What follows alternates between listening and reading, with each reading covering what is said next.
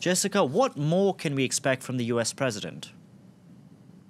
Donald Trump is due to speak shortly after 10 a.m. Eastern Time, and we can expect him to be as self-congratulatory as ever. He will boast about his foreign policy successes, or those things that he considers his foreign policy successes, and push his America First agenda. We're likely to hear the word sovereignty multiple times in his speech, just as last year in his speech he used that word again and again. Because at the end of the day, his audience, really, analysts are saying, is the regular American. He is actually trying to talk to a domestic audience, and in many ways campaigning for the midterms here at the United Nations. Now, last year, he was extremely critical of Kim Jong-un, but this year he won't be able to give Kim Jong-un a kicking. His new villain will be Rouhani. He will be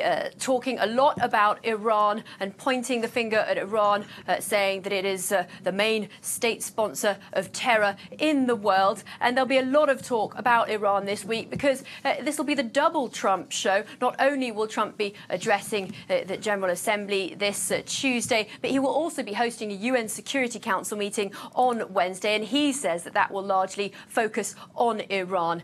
Remember that Rouhani will also be speaking at the UN General Assembly podium today, and so we can expect him to fire back at Trump and to criticise him for pulling out of the Iran nuclear accord. Now, Trump has tweeted already this morning that he will not, or does not so far, have any plans to meet with Rouhani.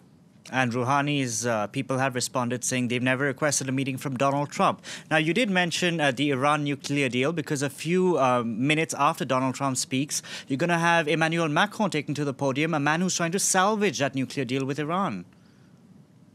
Absolutely, but he will have to try very hard to do that. He's been working hard to find ways with the other like-minded leaders to circumvent these sanctions imposed on those doing business with Iran by the Americans. Those sanctions set to become even stronger from November. And of course, Macron is also speaking this Tuesday, and he is going to champion his multilateral view of the world, which will contrast very sharply with the isolationist one that will be presented by Donald Trump. Jessica, thank you very much for the update. Jessica Lemezou here reporting there from the United Nations.